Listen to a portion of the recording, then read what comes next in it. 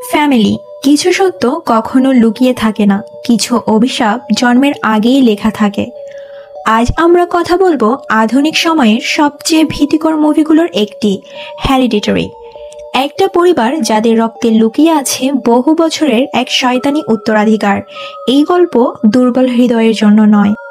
মুভির শুরুতে Annie Graham তার মায়ের মৃত্যুর পর শোক প্রকাশ করছে, কিন্তু অ্যানি তার মাকে কখনোই ভালোবাসতো না, কারণ তার মা ছিলেন রহস্যময় এবং গোপনীয় এক ব্যক্তি। অ্যানি ধীরে ধীরে বুঝতে পারে তার মা জীবদ্দশায় একটা গুপ্তকাল্টের সঙ্গে জড়িত ছিল। অ্যানি এর মেয়ে চার্লি অদ্ভুত আচরণ করত। সে সবসময় ক্লিকিং সাউন্ড করত, মুখে অদ্ভুত অভিব্যক্তি, রাতে হঠাৎ জেগে ওঠা, এবং সবচেয়ে অদ্ভুত বিষয়, অ্যানিয়ের মা চার্লিকে অসম্ভব ভালোবাসতেন, যেন চার্লি তার কোনো বিশেষ উদ্দেশ্যের অংশ। একদিন অ্যানি তার ছেলে পিটারকে পার্টিতে যেতে বলে এবং চার্লিকে সঙ্গে নিতে বাধ্য করেন। এটা ছিল সেই রাত পুরো পরিবারকে বদলে দেওয়ার জন্য। চার্লি হঠাৎ নাটস খেয়ে অ্যালার্জিক শকে পড়ে, শ্বাস নিতে পারছে না। পিটার তাকে নিয়ে গাড়িতে ছুটে ডক্টরের কাছে।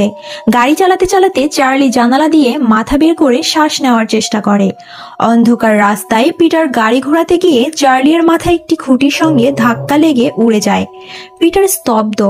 সে কিছুই বলে না, শুধু চুপচাপ বাসায় গিয়ে বিছানায় শুয়ে পড়ে।